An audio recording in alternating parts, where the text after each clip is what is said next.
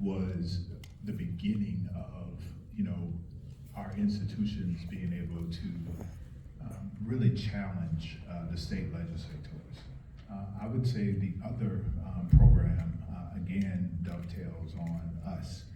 It's our families sending our kids to spaces that they believe the ice water is a little colder. And what we've come to understand is that kids are developing, and to put them in a place where they've got to figure out how to manage microaggressions, figure out who they are, try to understand what their purpose is while going to college, seems to be a zero-sum game. The dean, really intimated about being at a place that wants to nurture you. That's what you get across the board. While we're not monolith at HBCUs, you're gonna get that. But if we don't do what we need to do, I think we have to look there. George and I are both fundraisers too. And forever, while raising money, the question from foundations, corporations, everyone, is what percentage of your alums are given. So if you are alums, you've probably heard this before, but I want to encourage you to get active. Every point counts, but I think we have to not absolve ourselves from the equation and consider the damage that we do as alums and Black folk to the HBCU space. Thank you. Let's give them a hand for those responses. Thank you.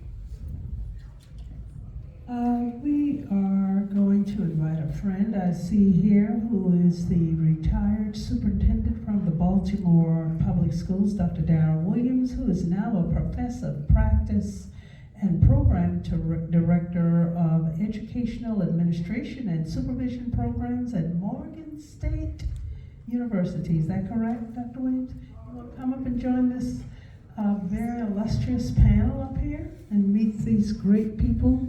The more we share and collaborate and allow some of the members of the audience to see you in the event, they want to work for Morgan State University. So we're giving everybody ample space. Okay, great responses. Let's see what was the next question that was submitted.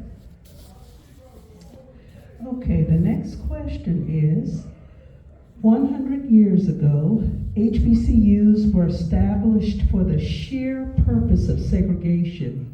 So how have HBCUs evolved over the years and course offerings?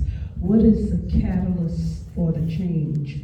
We know that our HBCUs were created strictly for Blacks and for education and mechanics.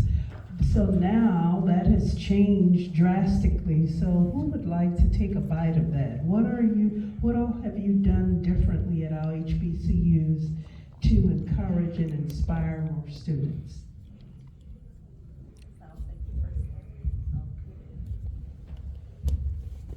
So what we do at Morris Brown College, as the Chief Academic Officer, I like to ensure that my faculty focus on prepping our students for being able to operate in a global society. And so when we're looking at curriculum changes and we're looking at what our offerings should be and what new programs we should offer, we look at just the traditional models of what we've done, but also how do we advance our students. As you know, your traditional space of four-year colleges and universities don't focus on a lot of practical experience for our students. And so we're looking into ways to incorporate some practical experience within the curriculum so that our students can operate and be ready to function in a very global society. Can you tell us maybe some, you can pass the message, some of your innovative programs you added to the curriculum to attract students? What is it that they are really into now that could prepare them for future jobs? So we have a couple of new programs that we've introduced. Esports is one. And so whether you all want to, whether us educators or not want to acknowledge that, but gaming is a real thing. I happening. I have children and my boys love these systems. I bought every one you could think of. And so it is a real thing, and it's a really great field to make money in. And I had no idea that you could really make a lot of money in the gaming system. And so esports is one. Now here's another one that caught me off guard, drones. So we have some drone courses that we're offering to our students right now. Drone technology is huge. We're partnering with the Drone Academy here in Atlanta, Georgia, to support our efforts in increasing awareness on drones, flying drones. It's really huge when you're looking at landscape and trying to just pretty much get an idea of areas and so forth as it relates to the city and even some of the countryside areas. So that's a huge field that's up and coming. So those would be the two.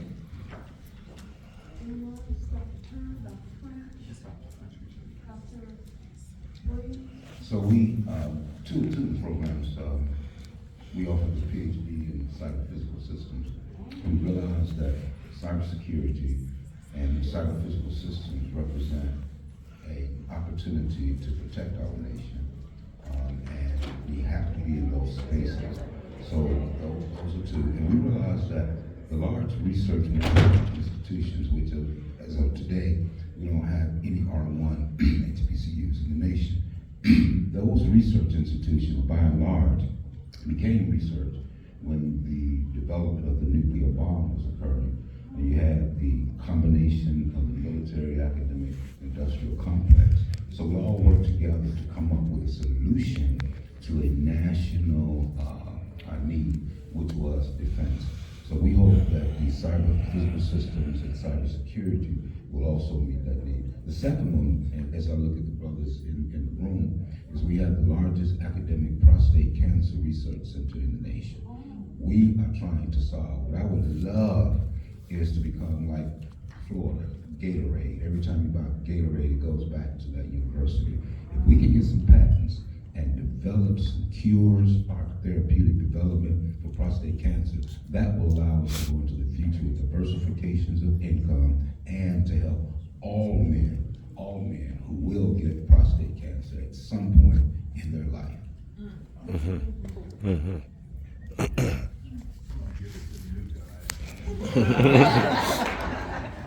Good afternoon, Darrell Williams. I bring you greetings from Morgan State University, the national treasure, on behalf of our president, Dr. Daniel Wilson. I just want to echo the gaming and the drones that's been driving a lot of the innovation.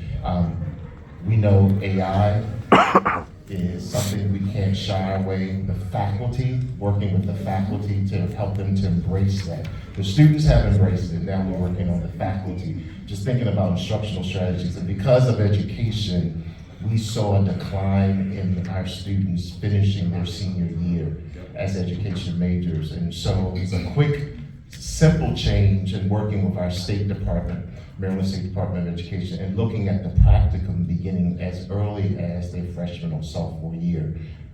What we found with programming, students did all the coursework and they had the ideal class environment until they walked into the classroom and in the environment, and that scared them. So we decided to let's pull that back and have it start as early as freshman and sophomore year, so they're building that practicum. Like me, we all waited till our senior year, had to do the 2 semesters of the student teachings. I will simply say, in addition, Morgan is an R2, trying to aspire to the R1, and because of the dissertation. And so we know that the average rate is taking about 7 years to finish the dissertation. We're trying to cut that in half. And a lot of that is the mindset of the staff, the faculty at the doctoral level, to start the research, which makes sense. I'm a K-12 practitioner, former superintendent. It makes sense, start them as soon as they walk in to the doctoral program and to get them to finish. But the challenge is working with the faculty. You know how you pledge, you expect others to go through that same kind of indoctrination.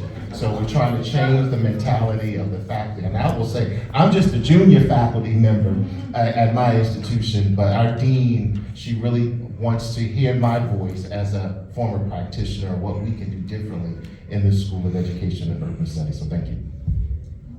First of all, what organization were you a part of? You said I'm gonna pledge it. You break it up.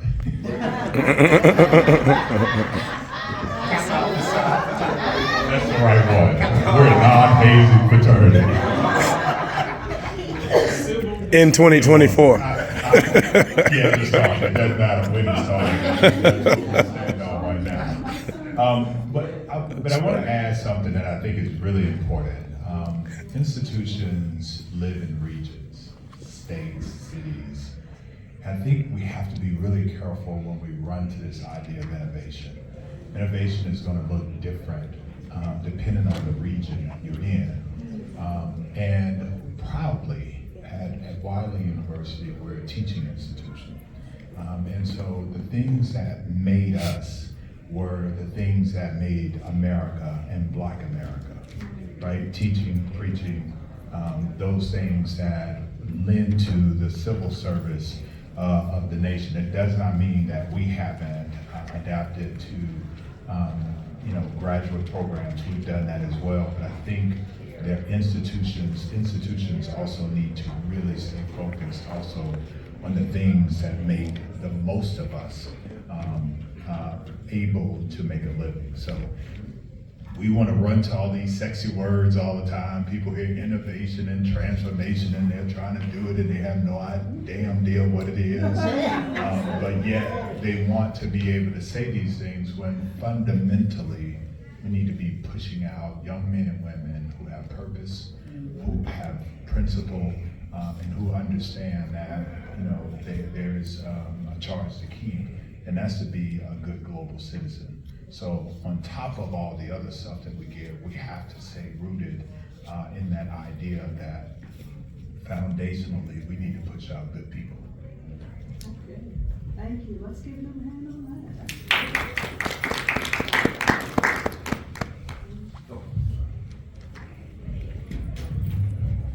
Okay, phenomenal panel. We have two more questions. Well, you tell me which one you think you'd like to tackle. One is on diversity and inclusion, because you know how that's going to impact HBCUs. One is on sports, and this question was submitted as to what are the different type of sports that are now entering HBCUs that weren't there 50 years ago.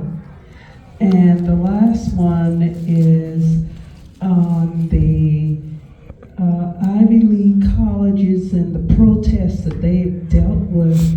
Did HBCUs deal with that? So those are the three. Which ones do y'all want to tackle? Tackle DEI. Okay, all right. Pass it on down.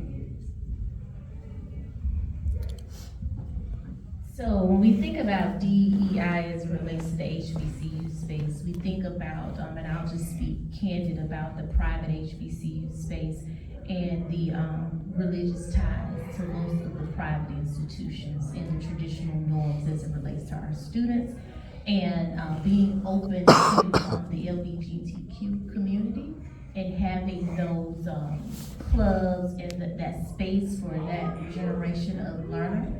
And so those are some of the things that we've done, I know, at the institutions that I've worked at in regards to addressing DEI needs. Another thing I think that is important for all educators to know, especially if you are a practitioner on the academic side of things, is that we must look at, in just like you all in the K-12 space look at cultural responsive pedagogy, we have to look at culturally responsive andragogy, and that is educating the adult learner. And so, an example of what I've done now at the past two institutions, we know this is a culture of hip hop, right? Our students love hip hop culture and our culture. And so, what I've encouraged a lot of faculty members to do, because I work with a lot of seasoned faculty members, and sometimes as the newbie over here put it, they're not very responsive to the type of change that our students like to see. And so one of the things that I've done, I've created, of course, a music course, exploration of hip hop lyrics, where the students also get some historical context about some of the lyrics, as well as going through those lyrics and the lived experience in the day-to-day disadvantages that happens in some of the communities that we have here. So just being knowledgeable of cultural world experiences, and then putting that information within the curriculum and within what the lecture is, that's a great way to discuss, because even in our space, there's still some level of issues as it relates to diversity, equity, and inclusion. I want to speak to the voice of the oppressed. I don't believe it's protests. What we have are students who really benefit from ecosystems that were born out of oppression. And so, you know, even raising concerns about a group of people who are being oppressed, as one people would see it and others see it not.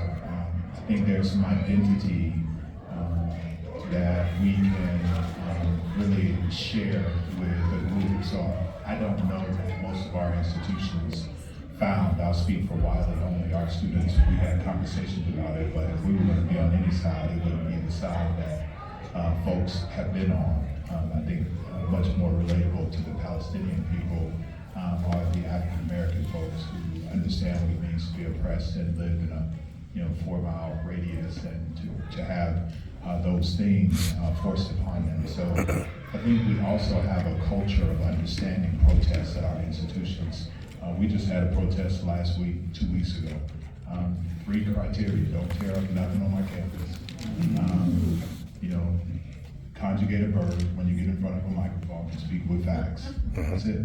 We welcome protests because it's the one place where you're able to do these things without it injuring your career and yourself, and that prepares them to go out and fight the good fight.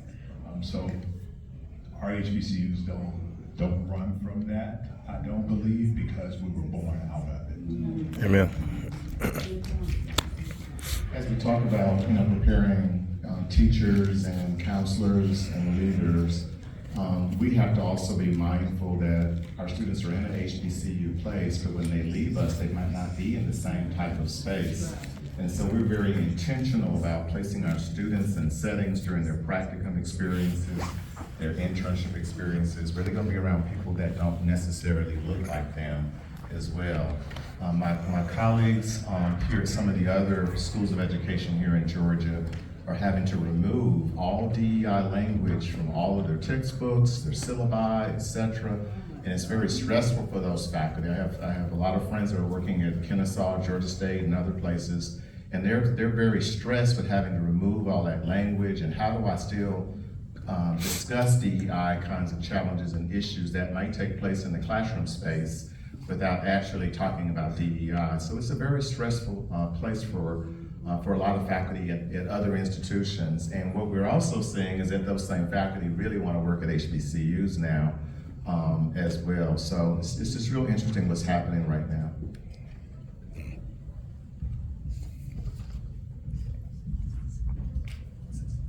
I knew he wanted to say something.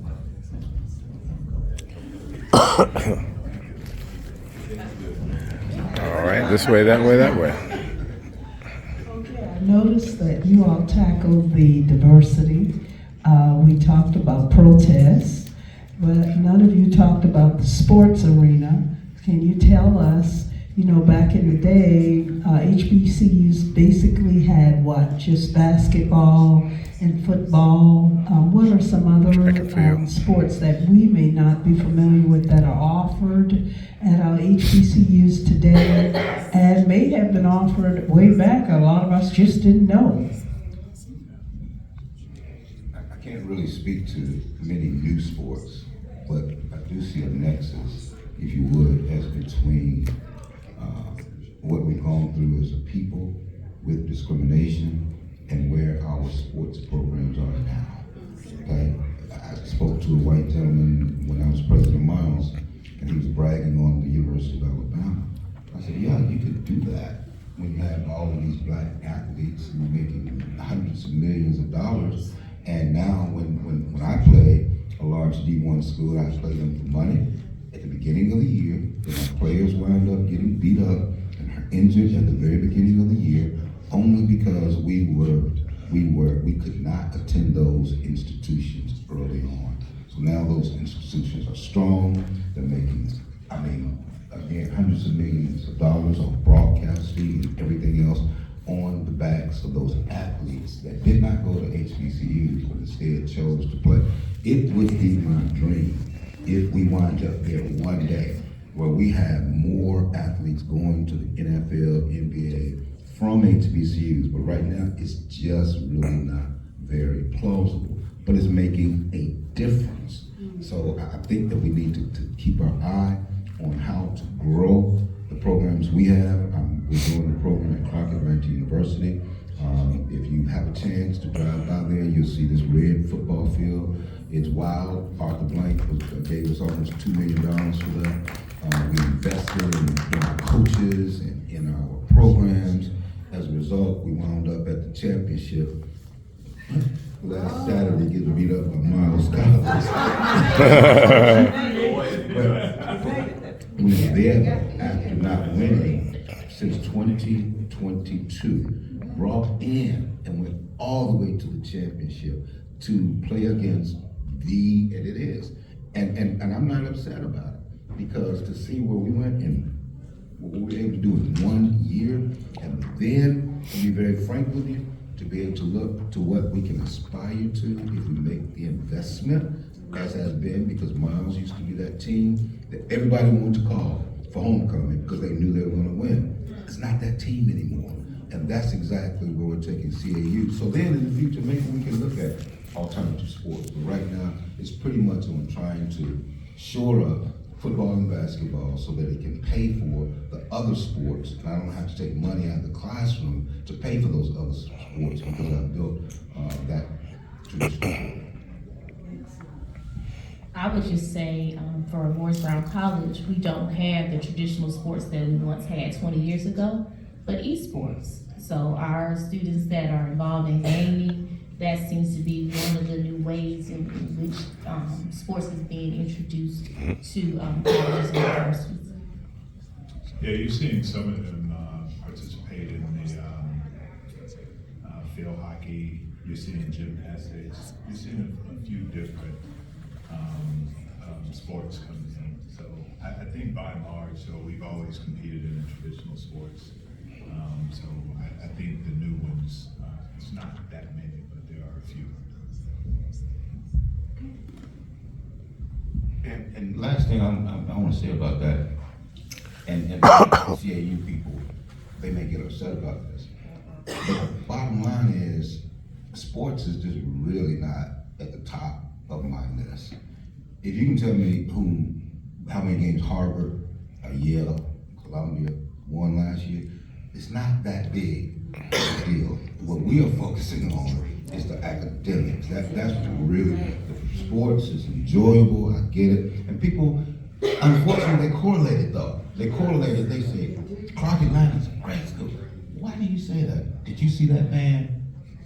Wait a minute, it's a great school, but not because of the band.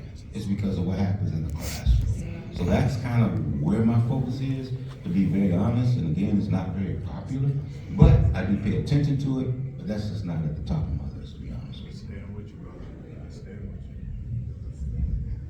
you. Let's give this phenomenal panel a round of applause. Excellent, excellent. You know, because of the success of your responses today, your productivity, I see now where NABSE needs to expand this next year and have you all come and do some workshops on what your position entails.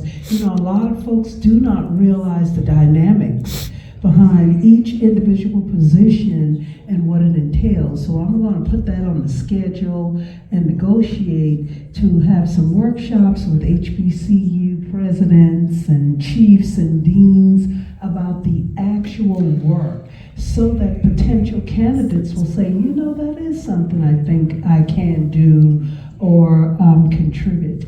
And so we know, Dr. Felton, you are off to the airport and we don't want you to miss your plane.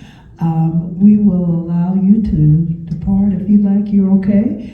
But I would like to give our wonderful audience an opportunity to ask maybe one or two questions of this distinguished panel. We may not get this chance again soon.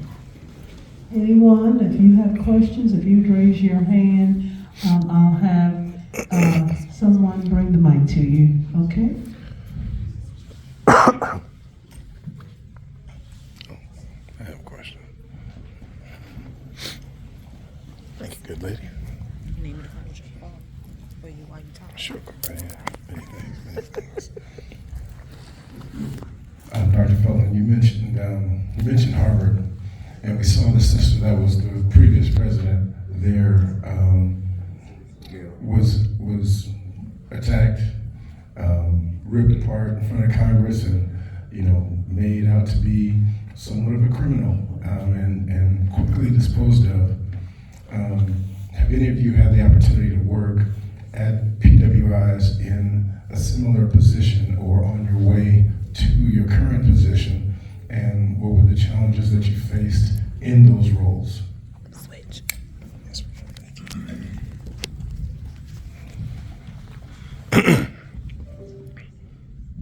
I worked at Murray State University.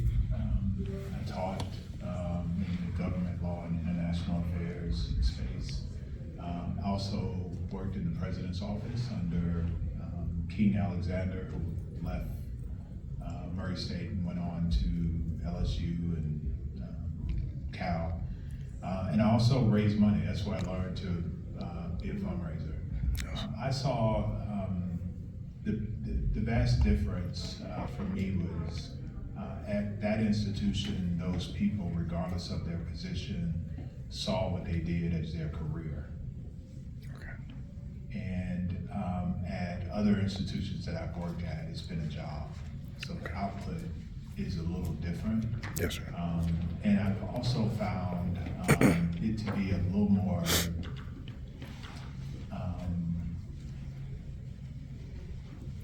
treacherous on that side than it is on our side. Yes, sir. Yes, sir. I'll just speak about an experience that, I'll give you a personal experience. I've worked in the for-profit sector of higher ed, and those boards and the industry is governed by predominantly white males. And I was the academic dean for this institution. And the microaggressions that I had to sit through for 3 years of my life to this day was very haunting. Quotes such as, "Be the slave driver and crack the whip."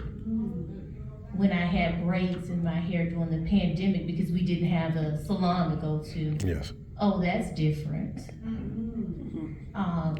My son is a star basketball player, and we travel all over with him. And one of the African American vice presidents came to see him play, and the message was, she likes to help those kids. So being in those spaces, they are very, very, very difficult. And I would like to say, even not in the PWI space, even in our space, it can be very, very difficult for the Black female. Sure. Especially those who have type A personalities, such as myself. I own it. Yes. But if you look at this panel, what do you see? Yeah. One, I'm a provost, but you see one top executive here on this panel. What does that tell you? Pat, I'm gonna drop the mic. We wanted to keep working, so please, that's funny. Wow, we got fired up. I love it.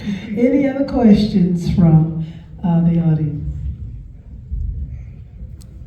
Good afternoon, Tom DeMalseo, the immediate past chair of the Higher Ed Commission, and a NABSE board member.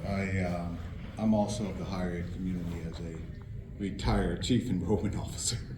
So my question is going to be focused on what the challenges are in the enrollment landscape.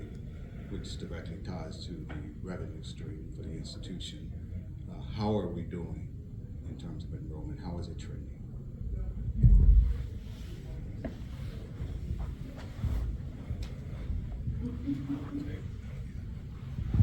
Yeah, President French, even though he was called Dr. Felton, that's inside joke. We've been called Felton and French and Felton for 15, 20 years now. Okay, good. Yeah, I don't feel that bad now. You said that. I think what we're seeing across the nation, and I'm on Instagram and I watch all the work that everybody's doing, and people are killing it. 46,000 applications for 1,200 seats. We just had a 23% enrollment increase. Mm-hmm. They jumped from 50 students to 400. I think what we're seeing is the intersection of the elimination of DEI, the volatile space that we live in as a nation, and I think even more so this year, next 4 years, I think you'll see a return to home, if you will. But I think the institutions, the difference for the institutions that are struggling with enrollment management are institutions who simply don't want to eat. It's just that simple. It is just that simple. I know President Morgan, David Wilson at Morgan, a lot of things matter to him, but enrollment matters as well. President French, a lot of things matter to him, but enrollment management matters as well. A thread with all those institutions that are doing well, which I'd say about 70% of them in the HBCU space, their presidents are hawkish about enrollment management. I just want to add to that at Morgan, my first faculty institute where all the faculty come together, the provost will have all the programs listed on the screen and have the enrollment. Now that's a old principal trick or superintendent trick, right? So showing the numbers, showing the programs that are increasing and the programs that are dying. So, we're all competitive. That was telling. And then to hear how the enrollment in Morgan went from 8,000 to over 10,000. The issue now is retention. We can get you in, we got you in. How do we help you to finish your program and to stay strong? But for me, the dean just wrote to me asking, well, how many people applied to the master's level? They've never seen 80 applicants in the master's level, because what did I do as a former superintendent? You got to go to them. You got to go to the students, sell your program, spend the time, hence why I'm here too, trying to recruit as well. But we just saw an increase, and I think just putting the numbers out there and saying, some programs will die just because they don't have the numbers or will combine. For me, that was a motivator, and to my colleagues was the motivator. And Dr. Wilson is very clear, get those numbers up. We want to help you with the marketing and the recruitment efforts. The next phase that we've been looking at is the retention and keeping our students.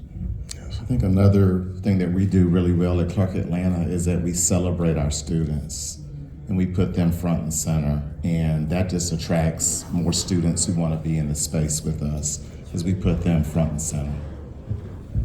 I'll also add that Dr. Kimberly McLeod, the incoming president, is the provost at Wiley University, and the amount of contacts that she has opened up to us, just about, I'd say maybe 10 superintendents in the state of Texas. I don't pass those off to the provost. I don't pass those off to the admissions person. I take those calls. I'm on those Zooms. I go to those luncheons because we understand exactly what's at stake. So I think the network, and I know some schools do it really, really well. Some of us don't. But tapping into organizations like this and the state level organizations would be, I think, immensely much more beneficial for our institutions as well. Yes. Okay, thank you.